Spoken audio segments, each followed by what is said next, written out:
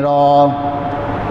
أما بعد فقد قال الله سبحانه وتعالى: أعوذ بالله من الشيطان الرجيم.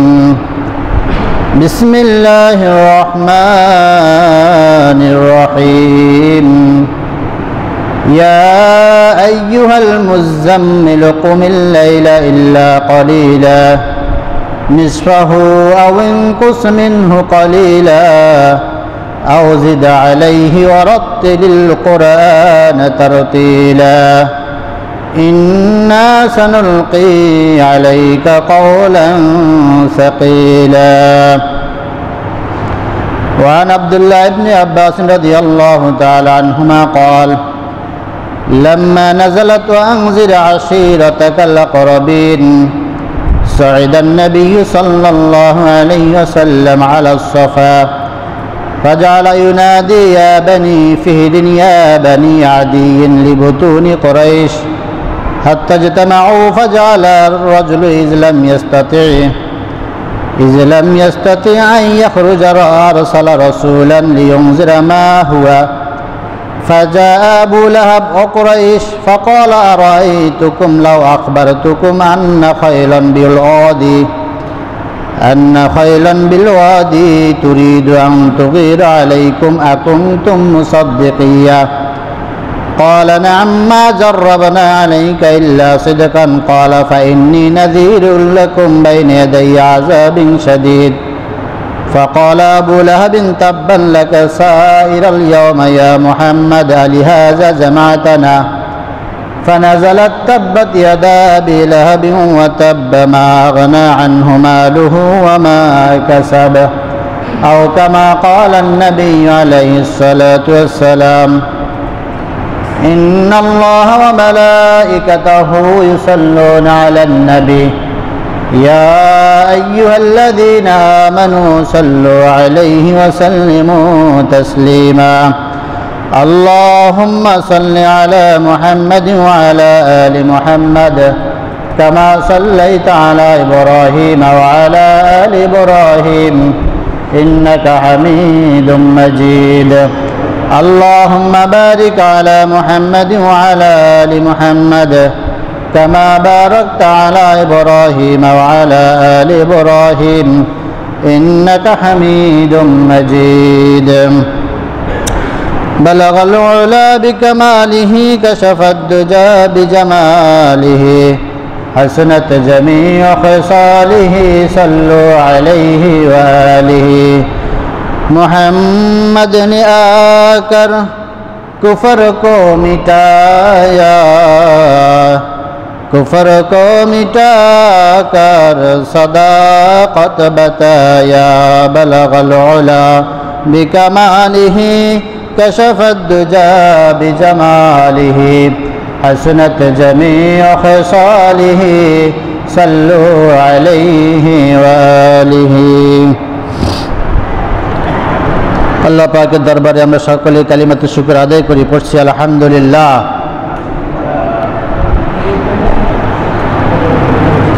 আমরা রাসূলের মক্কি জীবনের, রিসালাতের জীবনের প্রথম ধাপ আলোচনা করছিলাম।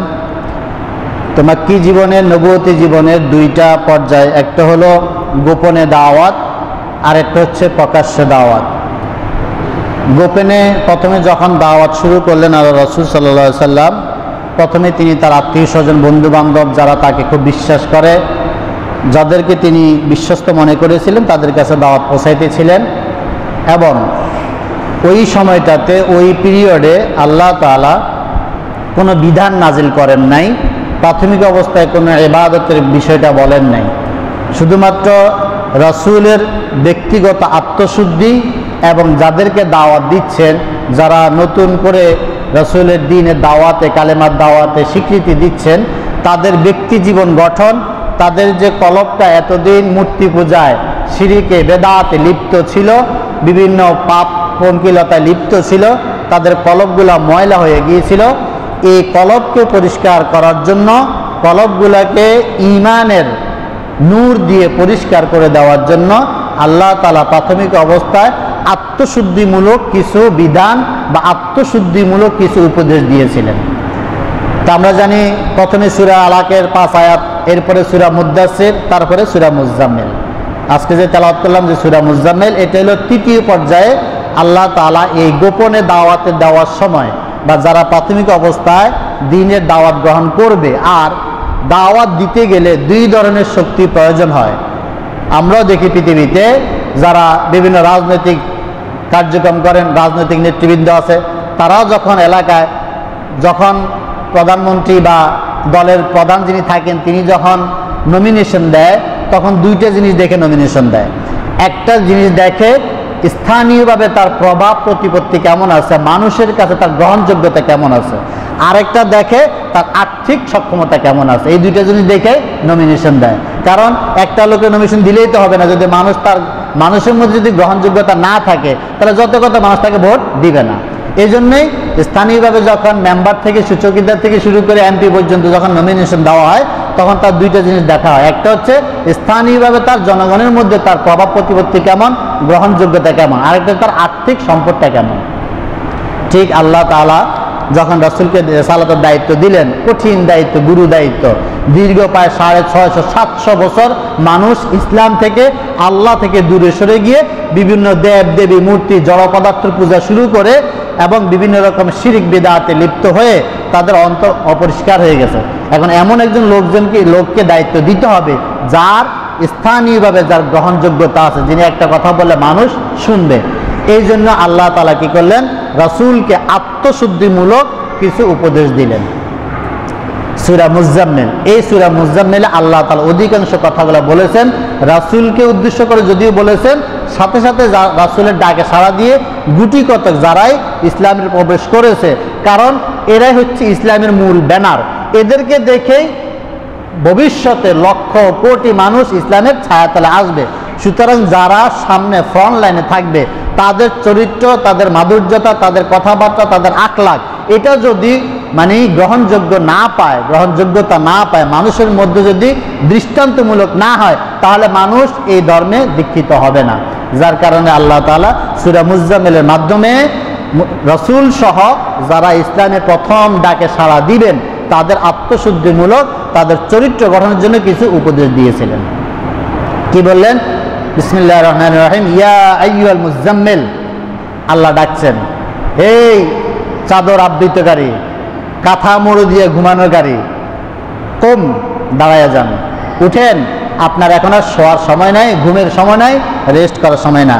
কখন দাঁড়াবেন? আল-লাইল, রাতের বেলা দাঁড়ান। দিনের বেলা তো আপনি দাঁড়ানো থাকেন, দিনের বেলা সারাদিন নিজে হাইটা হাইটা গোপনে গোপনে মানুষের ঘরে ঘরে গিয়ে আপনি আমার কালেমার দাওয়াত দিচ্ছেন, আর রাতের বেলায় এসে কি করতেছেন? ঘুমাচ্ছেন। না, রাতের বেলায় ঘুমানো যাবে না। দিনে হচ্ছে আপনার জনগণের কল্যাণে কাজ করবেন, রাতের বেলা হচ্ছে নিজের কলবকে আত্মশুদ্ধিমূলক পরিষ্কার করবেন, রবের সাথে সম্পর্ক তৈরি করবেন। কুমিল লাইল, রাত্রেবেলা দাঁড়িয়ে থাকেন, রাতের বেলা দাঁড়াইয়া দাঁড়াইয়া আল্লাহর কাছে কি সালাত আদায় করুন। এই কুমিল লাইল, লাইল মানিল পুরো রাত্র, অর্থাৎ সর্বপ্রথম অর্ডার ছিল রাসূলের প্রতি এবং যারা প্রাথমিক অবস্থায় ইসলাম ধর্ম গ্রহণ করেছেন তাদের সকলের প্রতি প্রথম যে ইবাদত বা প্রথম যে অর্ডার আল্লাহর পক্ষ থেকে হচ্ছে কুমিল লাইল, সারা রাত্র দাঁড়ায় থাকতে হবে। দাঁড়ায় কি করবে? এমনি দাঁড়ায় থাকবে না, দাঁড়ায় সালাত আদায় করবে। ইল্লা কলিলা, অথবা পুরা রাত্র যদি কষ্ট হয় রাত্রে কিছু অংশ দাঁড়াতে পারেন।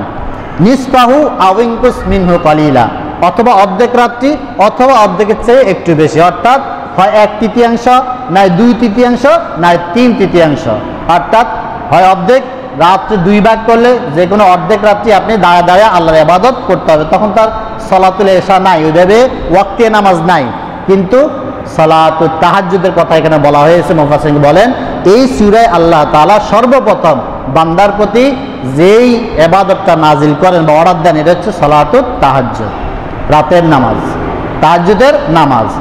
এখন প্রশ্ন হতে পারে যে সর্বপ্রথমে তো আল্লাহ তাআলা 5 ওয়াক্ত নামাজ দিয়ে শুরু করতে পারতেন অর্ডার দিলে, না, কারণ আমি জানি বলছি ওই সময় কি দাওয়াতটা ছিল গোপনে, ওই সময় দাওয়াতটা ছিল গোপনে। এখন দিনের বেলায় যদি সারাদিন নামাজ পড়া শুরু করে আস্তে আস্তে মানুষের মধ্যে জানা হয়ে যাবে। এই জন্য আল্লাহ আস্তে করে শুরু করলেন, যেহেতু দাওয়াতও গোপন, ইবাদতও গোপন, আর গোপন ইবাদতের মধ্যে সর্বোত্তম ইবাদত হচ্ছে সালাতুত তাহাজ্জুদ, তাহাজ্জুদের নামাজ। এইটা দিয়ে শুরু করলেন। ওই সময়ে এই মুফাসসিরিন کرام লেখেন যে সাহাবীগণ যে অল্প কয়েকজন, যেমন খাদিজা, আবু বকর, আলী, তারপরে যায়েদ ইবনে হারেস, এই যে কয়েক গুটি কতক আবু বকর যারা মুসলমান হয়েছেন, সকলেই এই সারা রাত্রি দাঁড়ায়া তাহাজ্জুদ সালাত আদায় করতেন, সারা রাত্রি দাঁড়ায়া। পরে যখন দেখলেন যে খুব কষ্ট হয়ে যায়, আল্লাহ কমাই দিলেন, ইল্লা কলিলা, কিছু অংশ বাদ দিতে পারো, অথবা অর্ধ অংশ দাঁড়াও, অথবা 3 ভাগের 1 ভাগ।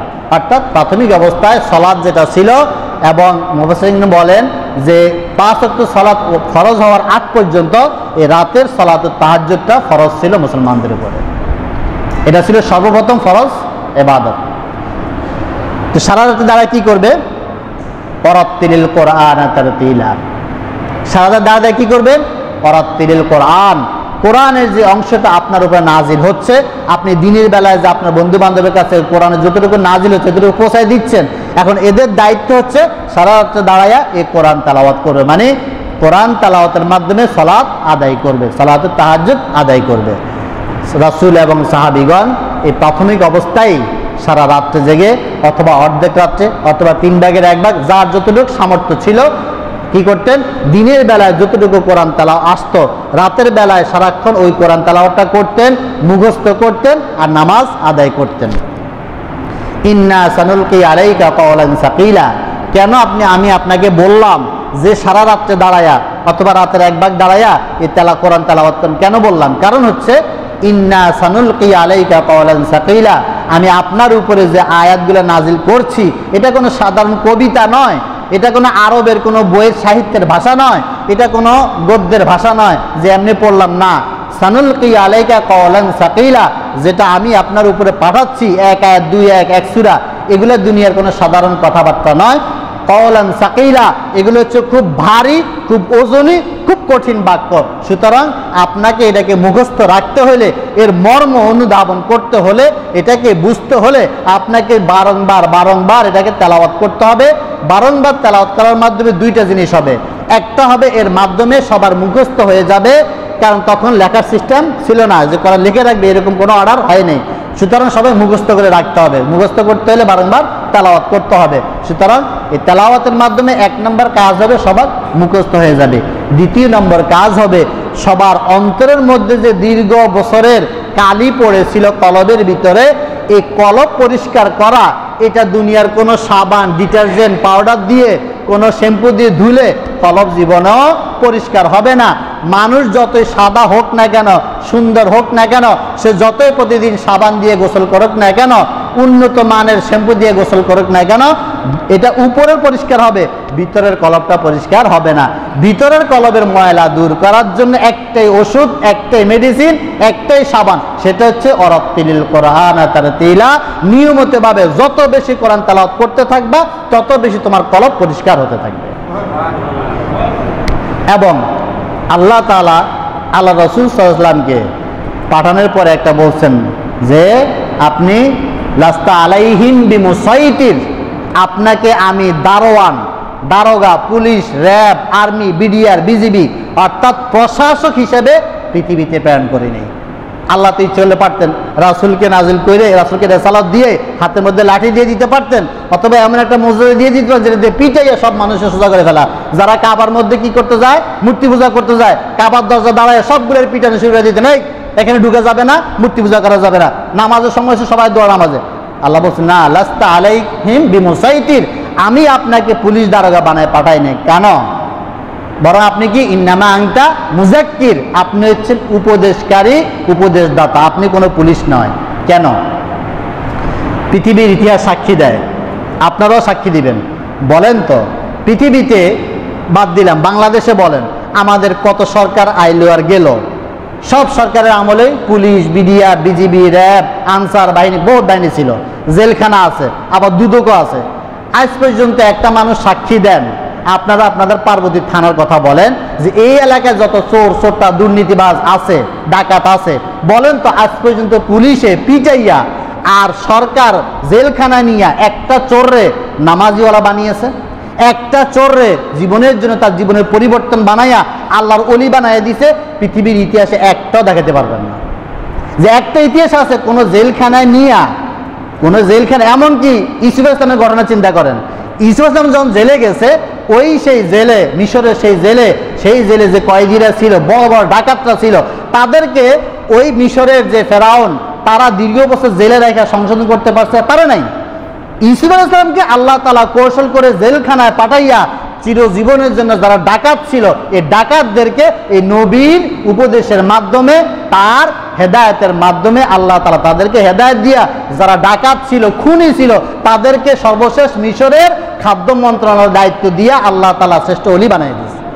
কিন্তু কিসের দ্বারায়? হেদায়েতের দ্বারায়, আল্লাহর বাণী দ্বারায়, ঐশী বাণী দ্বারায়, উপদেশ দ্বারায়, লাঠি দিয়ে পিটাইয়া নয়। কারণ পুলিশ বাহিনী, র্যাব বাহিনী, বিজিবি বাহিনী, এরা পিটাইয়া মানুষকে ফিসলা বানায়, ইসলাহ বানায় না। পিটানের মাধ্যমে কি হয়? মানুষ পিছলা হয়ে যায়। দেখবেন যে চোররে আপনারা ধইরা থানায় দিবেন, ও পুলিশের পিটানে খাইছে, আপনার পিটানি খাইছে, এরপর জেলখানায় গেছে। বহুত ইতিহাস আছে। জেলখানায় থাইকা যখন আবার বের হয়, জামিনে বের হয়ে চুরি করেন, তখন করে ডাকাতি। ম্যাক্সিমাম ইতিহাস তাই বলে। যেটা এরপর যার মাদকাসক্ত যারা আছে, কি করবেন? প্রথমে হয়তো খাইতো তাড়ি, বাংলা তাড়ি খাইতো, জেলখানায় পুলিশে ধরলো, নিল জেলখানায়, কয়েক মাস থাকলো, জামিনে বের হলো, এবার বাইরে এসে খায় কি? গাঁজা। আবার একবারকে জেলে গেল, আবার পিটানি খাইলো, কয়েক মাস পর বের হলো, এবার খাইয়ে আব্বা। এরকম উঠতে থাকে। আজ পর্যন্ত দেখতে পারবেন না যে জেলখানায় কোনো মাদকাসক্তকে নিয়ে সেখান থেকে বের করে তাকে আল্লাহর ওলি বানায় দিয়েছে, মসজিদ আছে, ইতিহাস নাই। কারণ মাইরা প্রশাসন এটা কোনোদিনও মানুষকে হেদায়েত দিতে পারে না, এদেরকে পিছলা বানায়, সাময়িক শাসন করে, কিন্তু এদেরকে হেদায়েত দিতে পারে না। হেদায়েত আসবে একমাত্র এই কোরআনুল কারীমের মাধ্যমে, উপদেশের মাধ্যমে, এই তাফসীর করার মাধ্যমে, মানুষের দ্বীনের দাওয়াতের মাধ্যমে। এর মাধ্যমে মানুষের ইসলাহ হয়। কারণ প্রশাসন বা দুনিয়াবি শাসন মানুষকে শাসন করে তার চামড়ায়, মানুষকে শাসন করে তার বডিতে। আর যারা কোরআনের হেদায়েত বাণী প্রচার করেন, যারা তাফসীর মাহফিল করেন, যারা দ্বীনের দাওয়াত দেন, যারা নবীর দাওয়াতি কাজ করেন, এই দাওয়াতের মাধ্যমে মানুষের উপরে মানুষ শাসন করে না, দাওয়াতের মাধ্যমে মানুষ তার কলবের শাসন করে, কলবের মধ্যে গিয়ে আঘাত করে। যার কারণে আল্লাহ বললেন ওয়ারাত্তিলিল কোরআন তারতিলা। এই কলবটা অপরিষ্কার হয়ে গিয়েছিল, এইখানে কোরআনের লাঠি দিয়া কলবে আঘাত করেন, কলবটা পরিষ্কার হয়ে যাবে, পিছলা না হয়ে ইসলাহ হয়ে যাবে, সংশোধিত হয়ে যাবে। যার কারণে ইতিহাস দেখে যায় রাসূল আয়েশার পরে দাওয়াত দেওয়ার মাধ্যমে, রাসূল কিন্তু প্রশাসক ছিলেন না, শুধুমাত্র ছিলেন একজন দাওয়াতি নবী ছিলেন, শুধু মানুষের কাছে দাওয়াত দিতেন। ওই জন্য আল্লাহ বললেন নিজ সংশোধন, অন্তরকে পরিশুদ্ধ করেন, মানুষকে অন্তরের পরিশুদ্ধ বানান, তাহলে মানুষ এমনি পরিবর্তন হয়ে যাবে, পুলিশ, দারোগা, বিজিবি, দুদক লাগবে না, এমনি মানুষ পরিশুদ্ধ হয়ে যাবে। যার কারণে আল্লাহ তাআলা প্রাথমিক অবস্থায় যে সূরাগুলো নাজিল করছেন, অধিকাংশ সূরার মধ্যে ছিল মানুষকে জাহান্নামের ভয় দেখান, মানুষকে জান্নাতের কথা শুনান, যদি ভালো হয় তাহলে জান্নাতে যাবা, যদি খারাপ কাজ করে জাহান্নামে যাবা, কঠিন শাস্তির ঘোষণা দেন। এই সমস্ত উপদেশ ছিল প্রাথমিক অবস্থায়। সুতরাং রাসূল এই যে গোপনে যে দাওয়াত দিতেছিলেন, গোপনে দাওয়াতের দুইটা মিশন। একটা হচ্ছে নিজেকে পরিশুদ্ধ করার মাধ্যমে নিজের আত্মীয় স্বজন, বন্ধু বান্ধব যারা ছিল তাদের কাছে দাওয়াত পৌঁছানো। তো প্রাথমিক অবস্থায় গোপন দাওয়াতে এই আর রাহিকুল মাকতুমি গ্রন্থে লেখে সর্বসাকল্যে 330 জনের মতো লোক মুসলমান হয়েছে। তার মধ্যে খাদিজা, আবু বকর, আলী, তারপরে রাসূলের যে পালক সন্তান যায়েদ ইবনে হারেস, তারপরে বেলাল, আম্মার ইবনে ইয়াসার, তার পুরো পরিবার, এইরকম মিলে মোটামুটি 330 জনের মতো প্রাথমিক অবস্থায় মুসলমান হয়েছে। হওয়ার পরে আল্লাহ তাআলা এরপরে বললেন যে এখন আর গোপনে দাওয়াত দেওয়া যাবে না, এবার এটাকে প্রকাশ্য করে ফেলতে হবে। তখন আল্লাহ তাআলা সূরা আশ-শুআরা এর 214 নম্বর আয়াত নাজিল করেন। সেখানে আল্লাহ তাআলা বলেন ওয়ানজির আশিরাতাকাল আকরাবিন। আবার সূরা হিজরের 54 নম্বর আয়াত আল্লাহ তাআলা বললেন ফাসদা বিমা তুমার ওয়া আরিদ আনিল মুশরিকিন। এই আয়াতগুলোর মাধ্যমে আল্লাহ ওপর ডিক্লেয়ার দিয়ে দিলেন আর গোপনে দেওয়া যাবে না, এবার সময় হয়েছে প্রকাশ্যে দাওয়াত দেওয়া শুরু করা। রাসূল সাল্লাল্লাহু আলাইহি ওয়াসাল্লাম যখন এই আয়াত নাজিল হয়েছে ওয়ানজির আশিরাতাকাল আকরাবিন, এই আয়াত যখন নাজিল হয় তখন 3 ধাপে দাওয়াত দিয়েছিলেন। প্রথম যখন আয়াতটা নাজিল হয়েছে, রাসূল তার ঘর থেকে বের হয়ে এসে মক্কার আরবের কাবা শরীফের সামনে দাঁড়াইয়া তার গোত্রে যারা আত্মীয় স্বজন ছিল তাদেরকে ডাক দিলেন, ইয়া আহলাল, হে আমার পরিবার পরিজন, আমার আত্মীয় স্বজন, আমার গ্রামের লোক, তোমরা একত্রিত, আমার একটা কথা আছে। ডাকার পরে কাবার আশেপাশে বেশ কিছু লোকজন একত্রিত হলো। সেখানে আবু তালেব, রাসূলের চাচাও ছিলেন, আবু লাহাবও ছিলেন, একত্রিত হওয়ার ফলে তখন রাসূল বললেন যে আমি কি বললেন, ইন্নার রাইদা লা ইয়াকযিবু আহলাহু, কোনো পরিবারের বা কোনো সমাজের যে ব্যক্তি কল্যাণ চায় ওই ব্যক্তি কখনো লা ইয়াকযিবু, মিথ্যা কথা বলতে পারে না। যেই ব্যক্তি তার পরিবারের কল্যাণ চায় সেই ব্যক্তি কখনো মিথ্যা কথা বলতে পারে না। ওয়াল্লাহি, আল্লাহর শপথ, আল্লাহর কসম, আল্লাযী লা ইলাহা ইল্লাহু, যিনি ছাড়া কোনো ইলাহ নাই, মানে এর মাধ্যমে কালেমার দাওয়াত দিচ্ছেন যে আল্লাহুল্লাযী লা ইলাহা ইল্লাহু, তোমরা যে 360টা দেবতার পূজা করো এগুলা না, আমি এমন এক সত্তার পূজা করি যিনি একক, যিনি ছাড়া কোনো মাবুদ নাই, সে আল্লাহর নামে শপথ করে বলছি ইন্নী রাসূলুল্লাহি ইলাইকুম। এই প্রথম প্রকাশ্যে তিনি নিজেকে রাসূল হিসাবে ঘোষণা করলেন যে ইন্নী রাসূলুল্লাহ ইলাইকুম খাসা, আমি বিশেষভাবে তোমাদের কাছে আল্লাহর রাসূল হিসেবে প্রেরিত হয়েছি। ওয়া ইলান নাসি আম্মা, আর সাধারণভাবে তামাম জগতের সকল মানুষের জন্য আল্লাহ তাআলা আমাকে রাসূল হিসেবে পাঠিয়েছেন। দুইটা বলছেন, প্রথম বলছেন যে আমি তোমাদের কাছে আল্লাহর রাসূল হিসেবে বিশেষভাবে প্রেরিত হয়েছি, মানে আমার জন্মস্থান হচ্ছে তোমাদের এইখানে, মানে আল্লাহ তাআলা তোমাদের উপরে বিশেষ নেয়ামত দিয়েছেন যে তোমাদের মধ্য থেকে তোমাদেরই সন্তান, তোমাদের ভাই, তোমাদেরই আত্মীয়কে আল্লাহ তাআলা রাসূল হিসেবে পাঠিয়েছেন। তাহলে কত বড় নেয়ামত তোমরা পেয়েছো।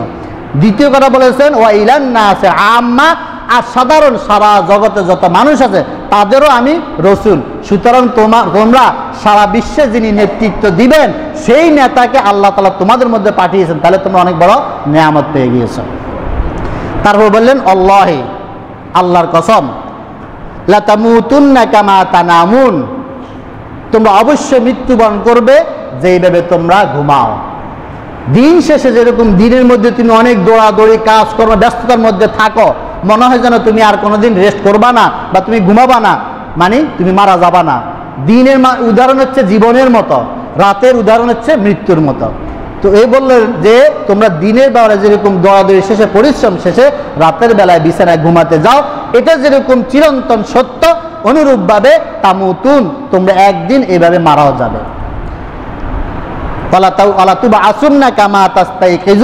আবার রাতের অগর ঘুম, এমন গভীর ঘুম দাও যে চোরে তোমার ঘরে ঢুইকা সবকিছু লুট করে নিয়ে যাও, তাও তোমার খবর নাই। তুমি এমন ঘুম দাও মনে হয় যেন তুমি আর উঠবা না, কিন্তু প্রত্যুষে সকালবেলা আবার তুমি ঠিকই জাগ্রত হও। ঠিক অনুরূপভাবে মৃত্যুটা যেরকম তোমার ঘুমের মতো, আবার সকালবেলা জাগ্রত হওয়া যেরকম যে চিরন্তন সত্য, ঠিক অনুরূপভাবে মৃত্যুর পর তোমাকে আবার উত্থিত করা হবে, আবার জীবিত করা হবে।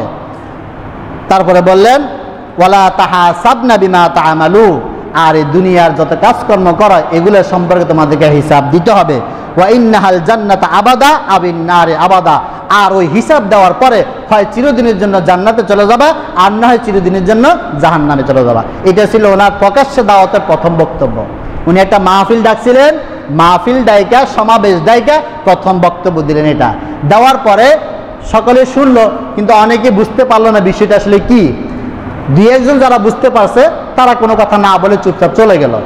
আবু তালেব এই ঘোষণার পরে তখন বললেন, হে বাতিজা মুহাম্মদ, তুমি যে কথাগুলো বলেছ আমি জানি এই কথাগুলো ঘটবে, একদিন কি হবে ঘটবে। আমি আমার জীবন থাকা পর্যন্ত তোমাকে তোমার এই কাজে আমি সমর্থন দিয়ে যাব। আবু তালেব কি বললেন, আমার জীবন থাকা অবস্থায় আমি যতক্ষণ জীবিত থাকবো ততক্ষণ পর্যন্ত তোমার এই যে মিশন তুমি যেটা নিয়ে এসেছো, এই মিশন বাস্তবায়নের জন্য যত রকমের সাহায্য সহযোগিতা লাগে আমি আমার জীবদ্দশা তোমাকে করে যাব। এই কথা বলার পরে সবাই চলে গেল। এরপরে রাসূল যখন বুঝতে পারলেন যে আমি আমার সবচেয়ে বড় যিনি আমাকে সাহায্য করে আবু তালেব, তিনি যেমন আমাকে মানে সাহস দিয়েছেন এবং বলেছেন আমার পিছনে থাকবেন, দ্বিতীয়বার রাসূল আরেকটা সমাবেশ ডাকলেন। এবার আর সাধারণ সমাবেশ নয়, এটা হচ্ছে বিশেষ সমাবেশ। কি সমাবেশ? তখন তিনি মিডিয়া ব্যবহার করলেন। মিডিয়া আমাদের দেশে এখন যান তাফসীর মাহফিলগুলা ফেসবুকে ইউটিউবে চলে যায়, বা কেউ যদি সমাবেশ ডাকে বিভিন্ন রকমের প্রচার প্রচারণা মাইক ব্যবহার করে ডাকে। সরকারের প্রধান যদি কোনো মিটিং করতে চায় টিভির মাধ্যমে প্রচার করে। ওই যুগে একটা মিডিয়া ছিল, একটা টেলিভিশন চ্যানেল ছিল। ওই টেলিভিশন চ্যানেলের জায়গাটার নাম হচ্ছে সাফা পর্বত। সাফা যে পাহাড়টা আছে, এই সাফা যেটা এখন হাজে গেলে সাফা এবং মারওয়া দুইটা যে পাহাড় দৌড়ানো লাগে, এই সাফা পর্বতটা ছিল ওই সময়ের বাংলাদেশ টেলিভিশন, বিটিভি। অর্থাৎ ওই এলাকার যখনই যার কোনো বিশেষ কোনো কথা বলার প্রয়োজন হইতো, সমাবেশ ডাকার প্রয়োজন হতো, তখন তারা সাফা পর্বতে উঠে তখন মানুষকে ডাইকে একত্রিত করতেন। আর ওইখান থেকে যদি কেউ ডাক দিত তাহলে একটা লোকও বসে থাকতো না, সবাই মনে করতো অত্যন্ত গুরুত্বপূর্ণ বিষয়, যার কারণে সবাই একত্রিত হয়ে যেত। রাসূল দেখলেন, রাসূল তো এটা দেখে অভ্যস্ত, রাসূল গিয়ে সাফা পর্বতে উঠলেন। আমি যে হাদিসটা পড়েছি বুখারী শরীফের 4770 নম্বর হাদিস। এই হাদিসটা আব্দুল্লাহ ইবনে আব্বাস রাদিয়াল্লাহু তাআলা আনহুমা থেকে বর্ণিত। তিনি বলেন যে লাম্মা নাজালা ওয়া আনজির আশিরাতাকাল আকরাবিন, যখন এই সূরা শুআরার এই আয়াতটা নাজিল হয় তখন কি করলেন রাসূল সাল্লাল্লাহু আলাইহি ওয়াসাল্লাম, সাইদান নবী সাল্লাল্লাহু আলাইহি ওয়াসাল্লাম আলা সাফা, রাসূল সাল্লাল্লাহু আলাইহি ওয়াসাল্লাম কি করলেন সাফা পর্বতে উঠে গেলেন।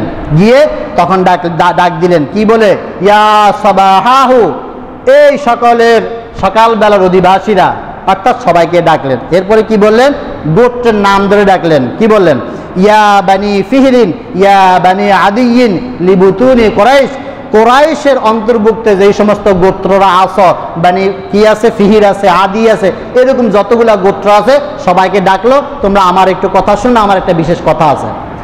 যাদের কাছে এই কথাগুলো প্রচার হয়েছে, ডাকটা গিয়েছে এবং খুব জোরে চিৎকার করলেন উনি, রাসূল খুব জোরে চিৎকার করলেন। কারণ ওই যে বললাম সূরা হিজরের ভিতরে আছে ফাসদা বিমা তুমার, আল্লাহ ওয়ার্ডার দিলেন রাসূল ফাসদা, আপনি চিল্লাইয়া চিৎকার দিয়ে আপনার এই বাণীটা মানুষের কাছে প্রচার করেন, বিমা তুমার, যা আপনাকে অর্ডার দেওয়া হয়েছে, মানে প্রকাশ্যে কালেমার দাওয়াত, এটা আর মুখের ভিতরে রাইখা গোপনে ঘরে বসে দেওয়া যাবে না, ওপেন ফিল্ডে গিয়ে জোরে চিৎকার করে মানুষকে ডাকেন, আমার কালেমার দাওয়াত দেন। রাসূল এই পাহাড়ে উঠে জোরে চিৎকার করে ডাকলেন, তখন লোকজন একত্রিত হইল। যারা নিজে আসতে পারে নাই সে আরেকজন প্রতিনিধিকে পাঠাইছে যে আমি যাইতে পারতেছি না, কাজে ব্যস্ত আছি, তুমি আমার পক্ষ থেকে যাও, তারপরে কথাটা শুনে আসে, নিশ্চয়ই কোনো বিশেষ গুরুত্বপূর্ণ খবর আছে। যখন সবাই একত্রিত হলো, হিনা ইস্তামাউ, যখন সব লোক একত্রিত হলো, কোরাইশের নেতৃবৃন্দ চলে আসলো, এমনকি আবু লাহাব চলে আসলো। তখন রাসূল বললেন যে আমি যদি তোমাদেরকে খবর দেই যে এই সাফা পর্বতের পিছনে একদল শত্রু তাদের অস্ত্র শস্ত্র ঘোড়া নিয়ে প্রস্তুত হয়ে আছে, কিছুক্ষণ পরেই তোমাদের উপর আক্রমণ করবে, মুসাদ্দিকিয়া, তোমরা কি আমাকে বিশ্বাস করবা এই কথাটা? ক্বালা নাম, সবাই জবাব দিল অবশ্যই আমরা তোমার এই কথাটা বিশ্বাস করব। কেন? মা জাররাবনা আলাইকা লা সিদকা, কারণ আমরা এই বয়স পর্যন্ত কোনোদিন তোমাকে একটা মিথ্যা কথা বলতে দেখি নাই, সত্য ছাড়া কোনোদিন মিথ্যা বলেছে এটা আমরা দেখি নাই। সুতরাং তুমি যদি এই কথা বলো যে পাহাড়ের পিছনে শত্রু দল আছে, আমরা অবশ্যই বিশ্বাস করব, থাক বা না থাক, কিন্তু তুমি বললে আমরা বিশ্বাস করব। এরপর রাসূল বলতেছেন ফাইন্নী নাযীরুল লাকুম, তাহলে আমি তোমাদেরকে এখন একটা কি ঘোষণা দিচ্ছি, সেটা হচ্ছে ইন্নী নাযীরুল লাকুম, আমি তোমাদের জন্য ভীতি প্রদর্শনকারী। মানে যেই কোনো, তোমরা যেরকম বলছো যে যদি পাহাড়ের পিছনে শত্রু আছে যদি বিশ্বাস করো, তাহলে এর চেয়ে বড় একটা শাস্তি, বড় একটা কঠিন বিপদের কথা, বড় একটা শত্রুর কথা তোমাদেরকে আজকে আমি ঘোষণা দিব। সুতরাং আমি তোমাদের জন্য কি, তোমাদের জন্য ভীতি প্রদর্শনকারী। কিসের ইয়া? বাইনা ইয়াদাই আযাবিন শাদীদ, এমন কঠিন শাস্তি যেটা তোমাদের মাঝখানে অবস্থান করছে, যে কোনো মুহূর্তে তোমরা এই শাস্তির সম্মুখীন হয়ে যাবা। ফাকাল আবু লাহাব, আবু লাহাব এই কথা শুনে বলল আলিহাজা জামাতানা ইয়া মুহাম্মদ, এই মুহাম্মদ তুমি কি এর জন্য আমাদেরকে একত্রিত করছো? সকালবেলা ঘুম নষ্ট করে আমাদেরকে সবাইকে ডাকছো, কাজকর্ম ফেলে আসছি এই খবর দেওয়ার জন্য? তাব্বান লাকা ইয়া মুহাম্মদ, তুই মুহাম্মদ ধ্বংস হয়ে যা। নাউযুবিল্লাহ। আবু লাহাব কি বললো? তাব্বান লাকা ইয়া মুহাম্মদ, তুই মুহাম্মদ কি ধ্বংস হয়ে যা।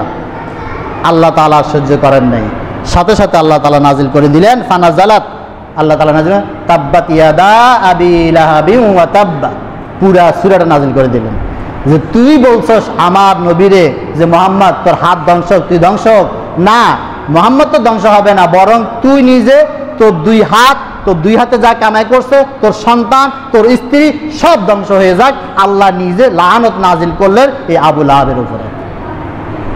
সে রাসূলকে শুধুমাত্র একটা কথা বলেছিল যে তাব্বান লাকা ইয়া মুহাম্মদ, তুমি এই জন্য আমাদেরকে একত্রিত করছো, তুমি ধ্বংস হয়ে যাও। আর আল্লাহ সাথে সাথে তার বিরুদ্ধে আয়াত সূরা নাজিল করে দিলেন যে আমার নবীকে তুমি বলছো ধ্বংস হইতে, আমার নবী তো দুনিয়ার কোনো স্বার্থের জন্য যায় নাই, দুনিয়ার কোনো তোমাদের কাছে ধন সম্পদ চাই নেই, তোমাদেরকে কাল কিয়ামতের আযাব থেকে রক্ষা করার জন্য দাওয়াত দিয়েছে। আর তুই বললি যে আমার নবী ধ্বংস। আমার নবী তো ধ্বংস হবে না, তোর পুরা গোষ্ঠী ধ্বংস হয়ে যাবে। ধ্বংস যে হয়ে যায় তার বাস্তব প্রমাণ তো এখনো আছে না? এখনো আছে। সুতরাং যে ব্যক্তি বা যারাই যেই কোনো কালে যেই কোনো সময়ে রাসূলের বিরোধিতা করবে, রাসূলের বিপক্ষে দাঁড়াবে, রাসূলের দাওয়াতের বিপক্ষে দাঁড়াবে, রাসূলকে নিয়ে কটূক্ত করবে, রাসূলের চরিত্র নিয়ে কটাক্ষ করবে, যুগে যুগে তারা আবু লাহাব আবু জাহেলের মতো ধ্বংস হতেই থাকবে। সুতরাং আমাদেরকে কি করতে হবে? সাবধান হতে হবে, যাতে আমরা জীবিত থাকা অবস্থা আমার আপনার সামনে কখনো যেন আমার রাসূলের দাওয়াত, রাসূলের যে দ্বীনি মিশন, এটা যেন কখনো মানে অধপতিত না হয়, এটা যেন কখনো অপমানিত না হয়। আমার সামনে রাসূলের নামে কথা বলবে, রাসূলকে কটূক্তি করবে, এটা অ্যাজ এ মুসলিম আমি কখনোই সহ্য করতে পারবো না। এটা ঈমানের দাওয়াত, ঈমানের দাবি। সুতরাং এই পর্যায়ে রাসূল যখন দাওয়াত দিলেন, তখন দেখা গেছে হয়তো আবু লাহাব হয়তো রাসূলকে অভিশাপ দিয়ে গেল, কিন্তু এই দাওয়াতের ফলে আস্তে আস্তে মানুষের প্রতিটা ঘরে ঘরে কালেমার দাওয়াত পৌঁছে গেল। মানুষ 1, 2, 3 করে এমন পরিবার আছে, সপরিবারে মানুষ এসে ইসলামের ছায়াতলে একত্রিত হওয়া শুরু করলেন, এবং এর মাধ্যমে আল্লাহ তাআলা তার কালেমার দাওয়াত আরব ভূমিতে, পুরা মক্কা নগরীতে কালেমার দাওয়াত প্রচার করে ছড়াইয়া দিলেন। এই ছিল প্রকাশ্যে ইসলামের দাওয়াতের প্রথম ধাপ।